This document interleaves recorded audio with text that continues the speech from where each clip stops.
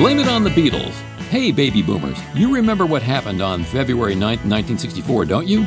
That one Sunday night on The Ed Sullivan Show, the Beatles set the rock and roll world on fire with their cutting-edge guitars, Liverpudlian harmonies, and mop-top hairdos dressed in clean-cut suits. This was a seminal moment in our youthful lives because overnight we were compelled to take up guitars and drums and sing our hearts out.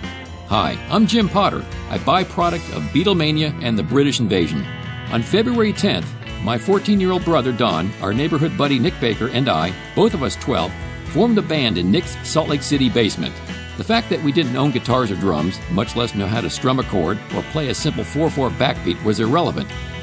Our dream was to become the next Beatles in our small, insular Salt Lake City East Bench neighborhood. Nick did find his older brother's cheap Stella guitar buried in the attic next to the percussion tree. A long pole with cheap cymbals attached to the top, including a cowbell, woodblock, and a tambourine. So, Don and Nick began teaching themselves guitar chords, while I filched my older sister's green knitting needles and began pounding rhythms on boxes, coffee cans, and that odd percussion tree contraption. Over the following 2 years, from 1964 through 66, we strummed 6 strings and found our beat by acquiring cheap acoustic guitars and finally a Framus electric guitar with a no-name amplifier.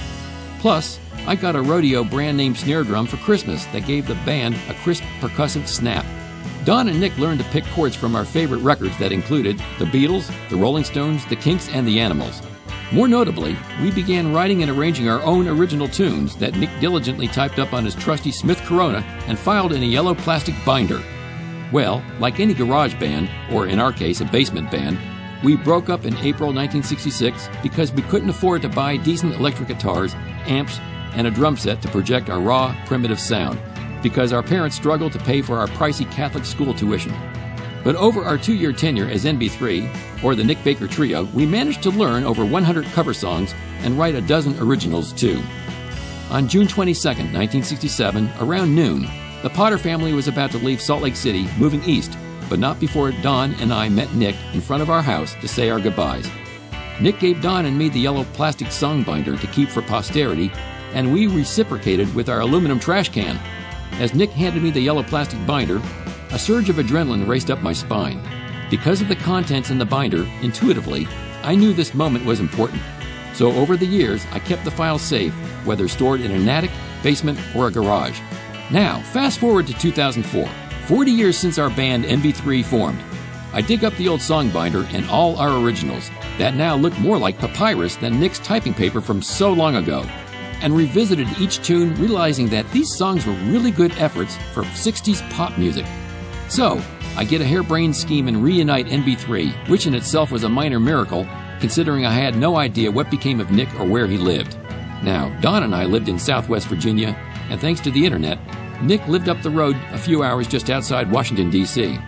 So over the following 2 years, from 2004 through 2006, exactly 40 years since we played together, NB3 recorded all the original songs.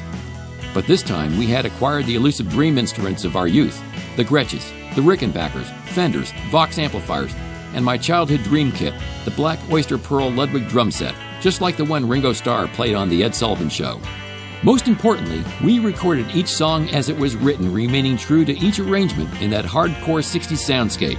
So, for the next 60 seconds or so, sit back and listen to our collection of 60s musical gems inspired by our British heroes that we created as impressionable young teens. 'Cause I never really wanted to upset you. Why can't you be the same as when I met you? No, I cried today. I cried today because she's not coming back to you. She's not coming back.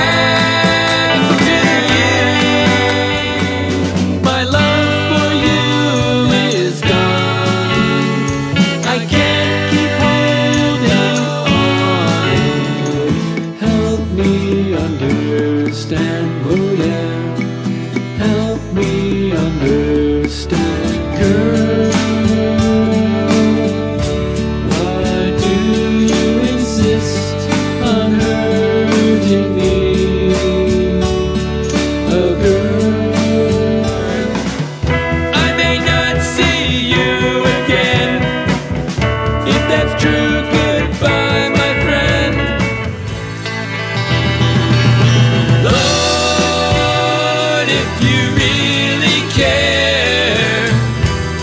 Listen to the simple prayer. Without you I can't go on. Without you I can't go on. That's my girl, my girl, my girl. The time gonna win. Now the circle's complete. We've accomplished our feat, and our sound has now come back around. There are 12 songs totaling 40 minutes of rock and roll memories, and they are all available to you for a ridiculously low price of $1.99. That's right, folks. You heard me, just $1.99. Why such a low price? Because I want to make our songs available and affordable to every baby boomer on the planet, and only for $1.99. Hey, you can't buy a latte, a TV guide, People magazine, an ice cream cone, or a bag of chips and drinks for $1.99. Besides, magazines and lattes give you a short-term pleasure. Our songs will last forever and never wear out. So take a quick 60s musical tour on this page, clicking and listening to each song, then click on the Buy Now button below. That will take you to the granddaddy of the most trusted and secure internet merchant transaction sites, PayPal. Then enter your payment information. Then you will be taken to my download page with all 12 songs. Plus, I'm throwing in a free copy of East Bench, my 300-page fractured memoir of NB3. The story of my band, our music, and our zany adventures featuring Don, Nick, and me, also known as Codge, Stump, and Chick. You've heard of a rock opera, right? Well, Full Circle in East Bench is my personal pop opera that will give you countless hours of fun, and hardcore nostalgia. And all for $1.99. So don't wait. Buy now and catch the roar of '64.